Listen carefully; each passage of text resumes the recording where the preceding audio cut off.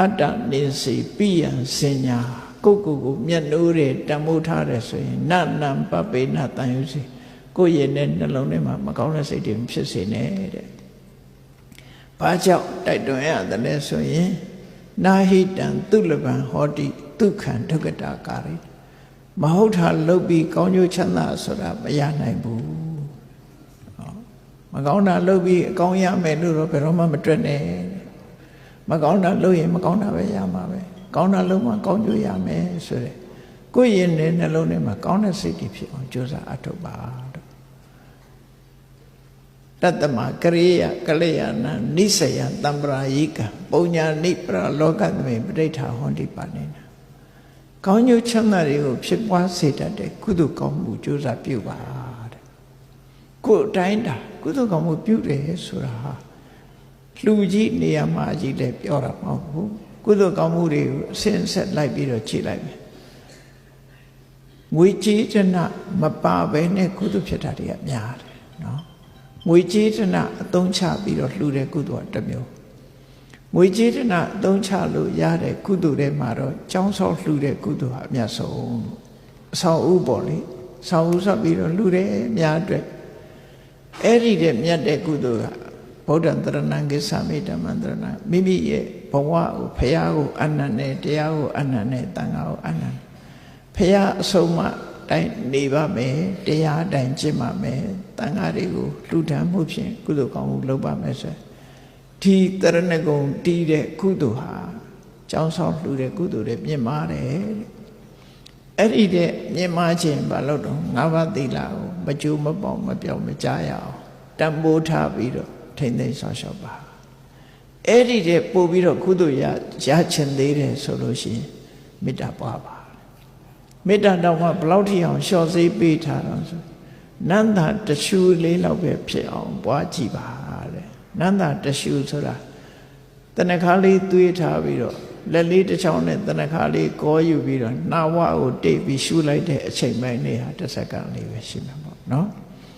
အဲ့ဒီအတိုင်းအတာလေးပဲဖြစ်စီတရဝအားလုံးအစဉ်ပြေကြပါစေကိုယ်နဲ့ကိုယ်ပတ်ဝန်းကျင်မှာကိုအများပေါ်မှာမုန်းတီးတဲ့ဒေါသမဖြစ်အောင်အဲ့ဒီအချိန်လေးမှာမေတ္တာပွားပေးပါအဲ့ဒါတော့ပွားရင်တောင်မှပဲဒီမေတ္တာဘာဝနာကုသိုလ်ဟာခုနကပြောတဲ့တရဏဂုံတိလာတဲ့ပို့မြင့်မြတ်သေးတယ်ဒါဖြင့်အဲ့ဒီတဲ့မြတ်တဲ့ကုသိုလ်ရှိသေးလားလို့ဆိုအစ္ဆရာသင်္ကတမတ္တပိအနိစ္စပညာဘာဝေတိလက်ဖြစ်တတိအချိန်ပိုင်းလေးဖြစ်ပါစေကိုယ့်ကိုဆင်ញင်သုံးသပ်လိုက်ပါငါလည်းမမြဲဘူးငါပစ္စည်းတွေလည်းမမြဲဘူး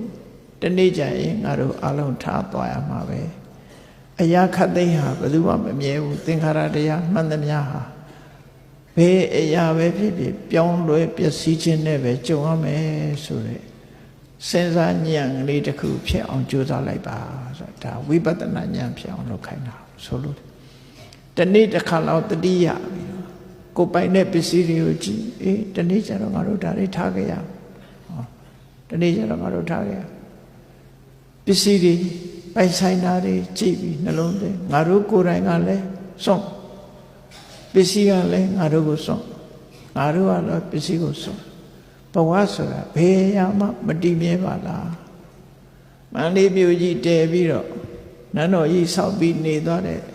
မင်းတို့မင်းကြီးပဲရှောက်တော့ရှိဘူးလေအဲ့ဒါလိုပဲဘဝဆိုတာမမြဲဘူးဆိုတဲ့အနိစ္စတင်ညာကိုဆင်ញင်တုံတရားနဲ့မကြဆင်ញင်သုံးသပ်ပေးခြင်းအပြင်ဝိပဿနာကုသိုလ်ဖြစ်ပါတယ်အဲ့ဒီဖြစ်လာတဲ့ဝိပဿနာကုသိုလ်သည်ကုသိုလ်ထဲမှာအကောင်းဆုံးလုပ်လို့ရတဲ့ကုသိုလ်ထဲမှာအကောင်းဆုံးပဲဒါဖြင့်သောရကတဲ့မှဆိုရင်လူတွေကအဲ့ဒါတွေတွေးရင်စိတ်ညစ်တယ်နော်အကုန်လုံးထားခဲ့ရမှာဒါတွေတွေးစိတ်ညစ်တယ်လို့ထင်ကောင်းထင်လေမဟုတ်ဘူးအသိဉာဏ်နဲ့ဆင်ញင်သုံးသပ်ကြည့်တာအမှန်အကန်ကိုဆင်ញင်သုံးသပ်ကြည့်ရမယ်ကြည့်လိုက်ရင်ဘလို့အကျိုးရအောင်ဆိုတွေ့တာမှုတွေလျော့သွားတာဒါမှန်မယ်တွေ့တာမှုတွေလျော့သွားကိုယ့်ကိုထာဝရဖြစ်နေတဲ့အတွေးဟာလျော့သွားတယ်ဩငါတို့ကတခဏပါလားတခဏဆိုတာငါတို့အကျိုးရှိတာလောက်ရမှာပါလားဆိုတာဒီအသိလေးဝင်လာအဲ့ဒီအသိကတတ်မိုးရှိတာပြောတာနော် တွေ့တာမှုတွေကိုလျှော့ချနိုင်တယ်အသိနဲ့မှတွေ့တာမှုကိုလျှော့ချတွေ့တာမှုလျှော့ချနိုင်မှရင်ထဲကတောကဆိုတာလျှော့ချလို့ရတယ်စဉ်းစားကြည့်လေကိုယ်နဲ့မပိုင်းတဲ့ပစ္စည်းအတွက်လည်းဘယ်သူမှတောကမဖြစ်ဘူးကိုမသိတဲ့လူတယောက်အတွက်လည်းဘယ်တော့မှတောကမဖြစ်ဘူးတောကဖြစ်တာကိုယ်နဲ့ခင်မင်းရင်းနှီးမှုကိုအကြောင်းပြုတယ်ကိုပိုင်ဆိုင်မှုကိုအကြောင်းပြုပြီးလူတွေဟာစိတ်ပူနေကြတာဖြစ်တယ်အဲ့ဒီစိတ်ပူမှုတွေကိုမခံစားခြင်းဘူးဆိုလို့ရှိရင်တွေ့တာမှုတွေဖြောက်လိုက်ပါကြိုးစားပြီးတော့ဘာနဲ့ဖြောက်မမြဲဘူးဆိုတဲ့သဘာဝတရားကိုဆင်ញင်သုံးသပ်ပြီးတော့ရှော့ချပြီးဖြောက်ပါလို့